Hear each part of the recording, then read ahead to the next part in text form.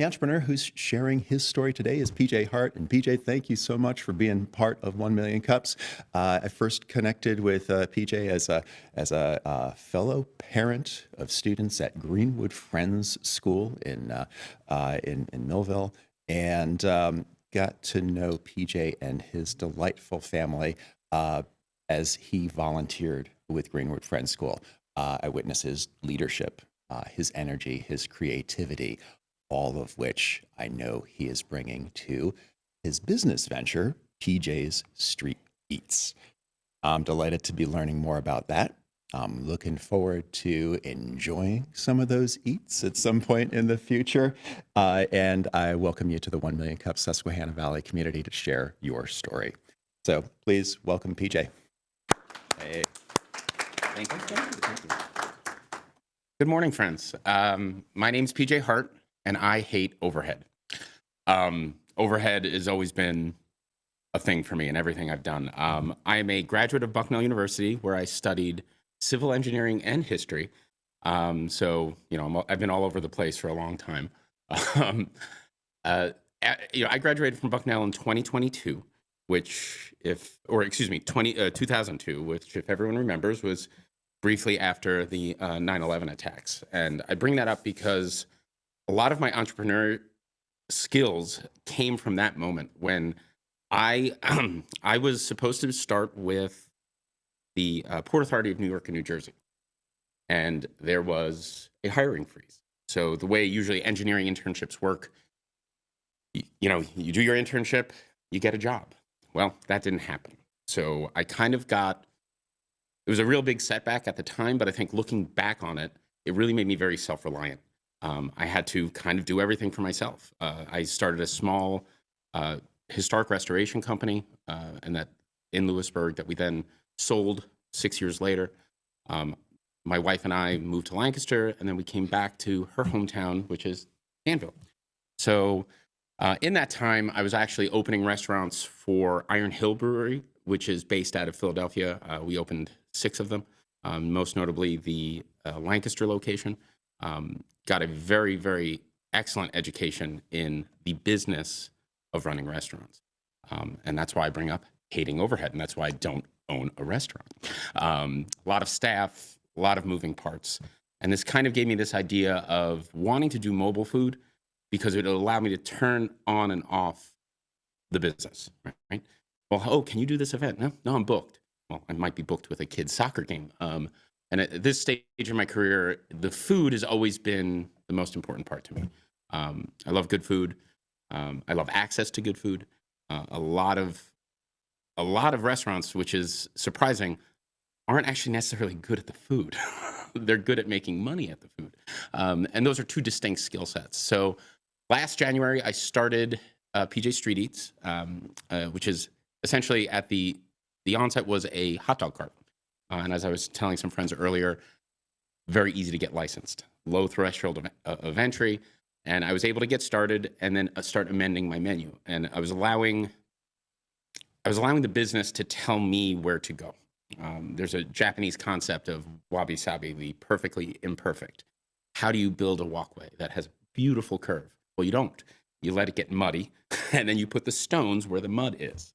And it becomes this gorgeous, looks like it's intentional, but you let the way open for you. So my meager hot dog stand has turned into a private catering business as well. So I kind of use the hot dog stand or the food cart as I get paid to market myself. I get to be out on the street. I get to talk to people.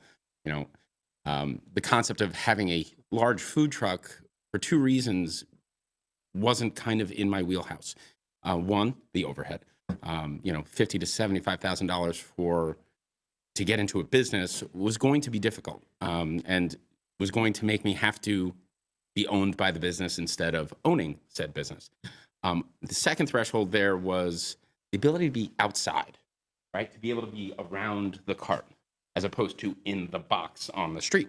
And that's kind of where I see myself as thriving.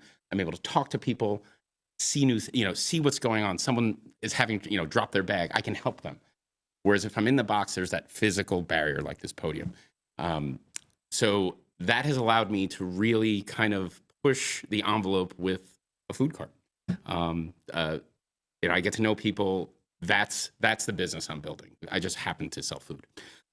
So right now we are doing private parties, kind of larger catering events. I'm trying to tap out at 150. I'm trying to get a steady base of business before bringing on employees, which kind of frightens me. The whole COVID pandemic has really limited skill sets for chefs, for food service people. If anyone's familiar with point of sale systems, the point of sale systems have actually moved to telling you what to do. We're actually moving at Old Forge. I work part-time at Old Forge. There will be screens to tell you when to drop the French fries, when to pull the French fries. We've really lost that skill set in the food industry, and it's apparent, and it's going to be the pig and the python for a little while. We're really doing a lot of training and retraining people on how to do kind of their craft. They've forgotten how to do their craft. So those are some of the challenges. Also, with not having a brick and mortar, I'm really constantly marketing. I'm constantly having to sell myself and resell myself because I'm not somewhere all the time. Even when I'm on the street, it's 11 to 2. People's routines are routine, and I have to work through that. So I'd like to see what everyone has to think. Any questions, comments, verbal abuse? I'm ready.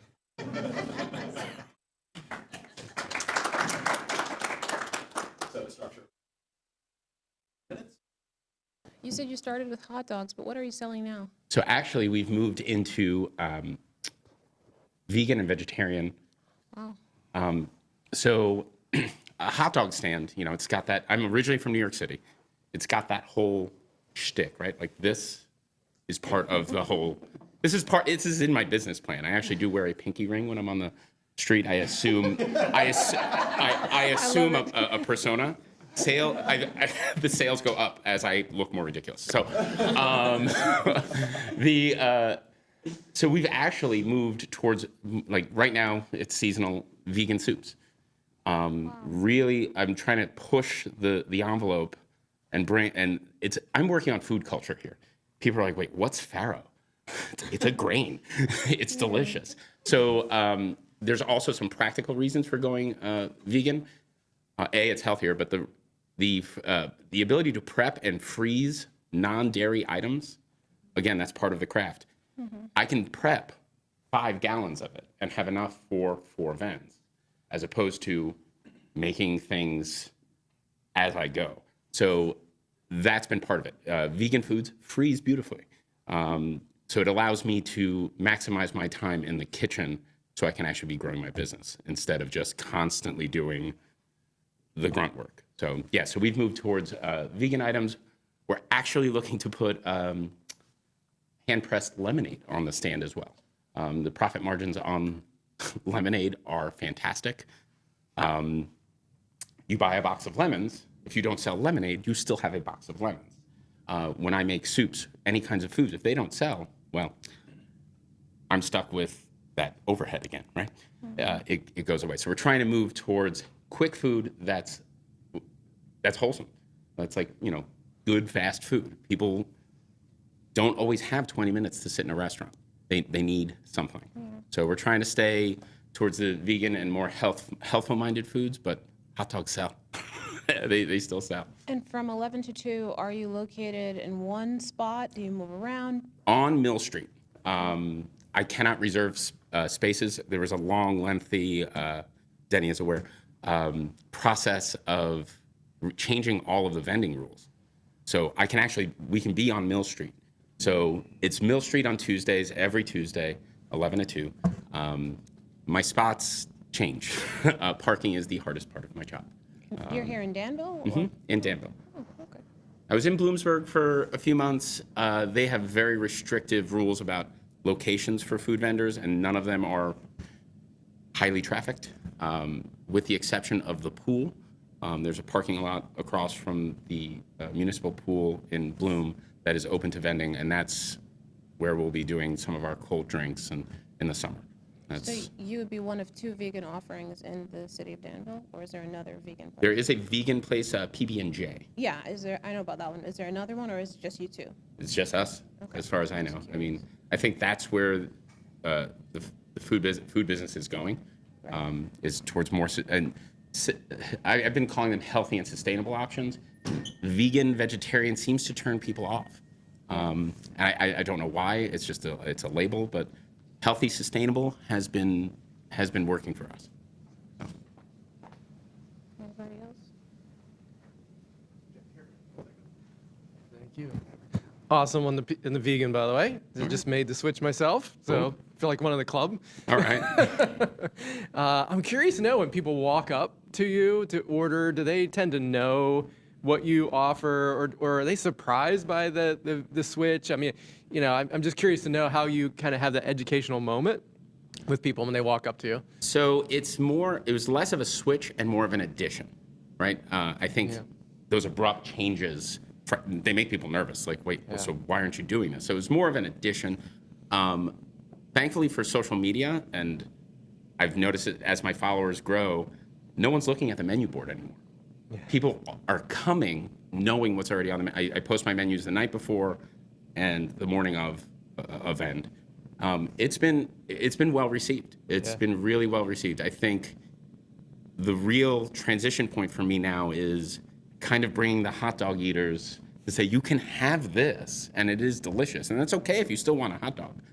But there is very much this division of like, oh, I don't eat vegan foods, or that's all I eat. So it's been interesting, and it's just a culture issue. I think it's all over, but it's. And if everyone wants to know, the QR code up there goes to his Facebook page, and can say, like, if you go to the Facebook page, you know it's very creative on each of the menu postings. They're different every time, so wonderful. So please do visit. Testing my reflexes early in the day. Good morning. Good morning. I'm Jennifer. I am the executive director of Drive, also a vegetarian, so I'm very excited because I hate going to a restaurant and have to be like, can I just have the salad without any protein, please? And farro is delicious. You're not wrong. But my question is, if I'm understanding what you're saying, the food cart is mostly, I mean, one, it was a way to get, is it mostly the marketing? Is that really what the point of the food cart is, and kind of letting people know who you are and what you do? It's what it's become. I kind of, like I said, let that lead the way. I mean, individual vends can be profitable, but it is all speculative, right? I can go out on the street and do great or not. Whereas the catering is much more stable. I already know what I'm going to generate. I know I'm going to get paid. But yes, that is what it's become now. People are like, wow, I just got the most awesome vegan soup off a hot dog stand. Being able to hand out business cards, and it's been generating some good business. So I think that's the avenue I'm going to follow. But I wouldn't give up the on-street vends. It's actually way too much fun. It is very, very fun to just be out on the street. You see so many cool people, and you get to learn about people, like just being out there. And again, not in that box. But it does get chilly this time of year. So, it's a little harder in the winter, but that's the nature of the business. So the long-term business plan is the catering side of things. Yes. Like that's where this is all going. It's Correct. not to suddenly own an army of hot dog carts that are going to fan out across the region into every downtown on Tuesdays from 11 to 2. That's a with possibility. PJ lookalikes, which would be amazing. Well, I think that's like something women with handlebar mustaches hawking your food would be so fun. I'm just saying. But that's, again, because it's so speculative, that's what's made me nervous about growth, is about people really, I tell people the food's free, you're paying to talk to me. So that interview process for someone to take over or to expand is tenuous at best. Sure. But I do have some thoughts about expanding a little bit with the carts. Essentially, what paid for my equipment was AYSO soccer. I made a commitment to do AYSO soccer last year. The spring season paid for my equipment. I can't ignore that. Yeah. So is it worth picking up a couple of people doing a simpler menu? Maybe that lemonade stand, maybe doing agua frescas, to kind of expand a little bit and keep the logos out there. You know, the cart is branded with, you know, PJ Street Eats. So that is a possibility, but the catering is highly lucrative. And I said it like, you know, oh, you got a job. You know you're getting paid that day. Whereas I could prep just as much food and not really have a financially lucrative day. So yes, it's the catering is what I'm trying to drive the most because it'll keep the rest of the business alive. One more follow-up, and then I promise I'll let the mic go. Related to catering, because we were just actually having this conversation in our office I yesterday. don't do weddings. Wasn't going to ask that. But is it all like, because we were saying there are not a lot of places that allow you to, or not as many, that allow you to bring in your own catering. Like if you find the venue, they're like, well, you have to use our caterer.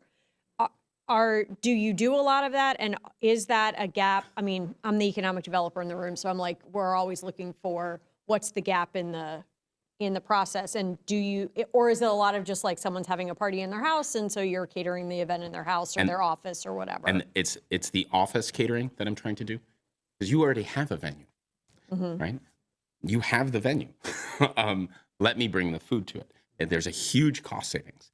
My pricing has actually what's been getting me those jobs because I can actually bring it to you. It's the easy button. You don't have to go anywhere. So that's really what I'm pushing. I was joking when I said I don't do weddings because I don't do weddings. There's too many emotions. I've done rehearsal dinners. Oh no. When mama gets upset, you know who she comes after? The help. So I'll do like rehearsal dinners. I want to do fun stuff. I want people associating my brand with fun. And there's no fun at weddings. You're not wrong. So yes, I'm really trying to push getting into. So I did a Christmas party for Service First in their office. They're already there. So you know, we set up warmers. Everything was ready. I dropped it off. I came back later, picked everything up, and you have the venue. I want to work that way because otherwise it's just the expense of bigger venues is hard, and they need to back to that overhead thing. The reason they're not making money off the space. They're making money off the food to compensate for the space. Danny. Well, PJ, it's been fun listening to your story today. An observation, one, it's been great getting to know you over the last couple of years. I blame PJ's wife. For those of you that are, I'm a storyteller. It was her fault nearly 30 years ago that I bought a restaurant. And if you want to hear more about that story, we can talk later. But I want to know if I come to your stand, can I get more sayings like pig in a python? I've never heard that. And so I want to pick your brain. So if I come and buy soup, can I hear more of those? Absolutely. And that's, again, part of what my business is, right? It's about having a good time and having lunch, right? You could go to a vending machine and get food. You're coming to take a little break for the day. I try to keep my turnaround time short so people can, get their food and keep going. I know it's interesting that I'm a manager, the training manager at Old Forge Brewery and own my own food business. And I cleared it with the owners, and they said, this is great. You're capturing all the people that aren't coming into our restaurant, right? So we are not competitors, but we're actually working together as food professionals. Hi, Josh here. Quick question. So you come to present to 1 Million Cups, and obviously there's something that stresses you because that's kind of like the goal. You want some feedback, some development standpoints. So to kind of really put the pin on it, what keeps you up at night from a development standpoint, from a business standpoint?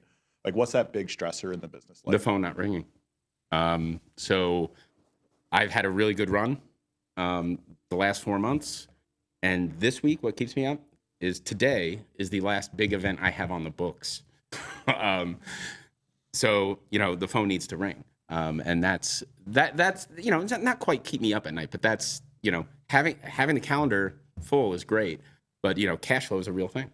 So, the last few big events will carry me for the next few months, but I need to get more jobs. I'm currently in discussions with GTI Their plant is secure, but their parking lot is not. So I would be allowed to cater there, do lunch shifts. They have a staggered lunch shift from 10:30 to 12:30. So we're trying to work with kind of fish in a barrel situations. See, there you go, fish in a barrel situations where reducing my competition. Everyone seems to love food truck rallies. They're awful for food truck owners. I learned a hard lesson up in Lycoming College. I did a favor for a friend. Come, we have our alumni event. They had 8 food trucks for proposed 300 people. Only 150 people showed up. No one made any money. That is a 1 or 2 food truck situation with opposite menus. So yeah, it's great for the consumer, but it was a hike to, I think I literally made $40 that day and got trapped at the end. I couldn't even leave. I was like, well, no good deed goes unpunished. So. Hi, I'm Lenora Edwards. My question for you is, I didn't know that you existed, and I live in Danville. But in fairness, I work from home, and 11 to 2 is my prime working hours. Do you have something where you can pay it forward? So if you go to a bar and you buy somebody a drink, they actually will give you a token in some states. So when they're ready for a drink, they'll trade in the token. So when somebody comes to you, they can buy something and then buy somebody another meal. You give them a token, and they can pass it to a friend. It's something tactile, and I'm old school, guys. I'm in my 30s. I like a business card. I like something to hold. That way they can pay it forward. More people will know about you. Hey, go get this free soup, or go get this free whatever it is. They come back to you. You can see how many are circulating, and it also will give you more visibility from a standpoint of catering. And you can even put on the token, this is good for da-da-da. P.S., we do all this other stuff. It's like a traveling business card, and it comes back to you, and then you can say, okay, I'll take that one, and keep moving them around. It's a great idea. It definitely can be incorporated with my current business cards to just do a stamp, or that's a great idea. Thank you. Hi, I'm Amanda. I'm the business outreach manager here at Drive. Good morning. What footprint besides Danville and Bloomsburg are you expanding? And I know Two Owls in Milton has vegan and vegetarian and organic options, things like that. They might be a really good resource. I also know they love to do pop-ups. I didn't know. I'm seeing Annie, Troop 47. If you did yeah. But if you could pair up with another cute boutique or something, and I was just thinking about the Christmas holiday shopping nights, if you did that or the Oktoberfest in Mifflinburg or something that you could pair up with a cute shop and do your awesome food with their cute things and somehow do that, but also color coding those tokens so you know where you circulated them and figure out how far they go. Okay. Kind of like an Apple tag, but right. And I have been working closely with Danville Business Alliance, and the real issue with, and this has been a challenge from the beginning. So for example, Milton, Lewisburg are completely restrictive of on-street vending. Completely. You cannot set up on the street unless it's a particular event. So there are some challenges with that because, yeah, I can set up in the back parking lot or in the back, but then it reduces my visibility as well. So I am working on all of those options, but as far as the Christmas stuff goes, I was involved with DBA doing all of their events. We're going to continue forward with the third Thursdays. And like I said, I've been at this a year. And the growth is coming, but it's nonstop. That's nonstop. So thank you. Yeah, another comment. This is not an immediate solution, but so my business is in the experience business as well, and I think this is one of the things that is really interesting about the way that you talk about what you do. It's an experience, and I will say that from a business cycle, January, February, from an experience perspective, are just the doldrums. Right? I mean, kind of people are hunkered down or not really seeking or creating experiences because it's tough to get crowds, although we're pros at it, as you can tell. But it's one thing to think about as you look for the businesses, look for organizations that are creating multi-sensory experiences. And that could be something like not just a networking, but something that's really special to connect people together, or an experience where food is a really important part.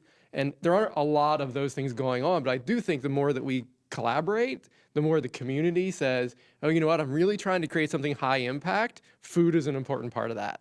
So I think that's just part of like getting that conversation going with more people, maybe helps us all in the experience business get through January, February. Right. These are the slow months. They Yeah. So, other comments?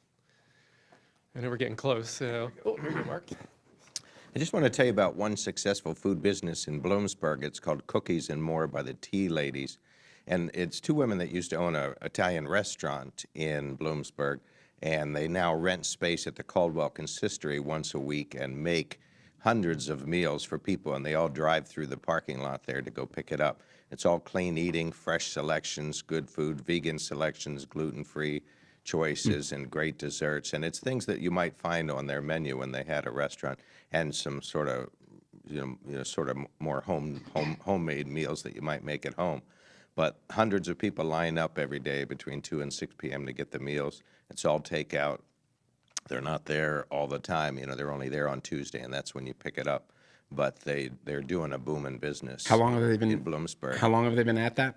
We've been going a couple years, so I would think it's probably post-pandemic. It probably started with the takeout craze. But they're on Facebook, Cookies and More by the Tea Ladies, and the business is a booming for them. And that's seems to be the magic number in the restaurant business. So the Lancaster location that we opened for Iron Hill, that first year we did 5 million gross. For 2 years, people did not know where we were. We had to advertise because it was across from F&M. It just wasn't on people's path.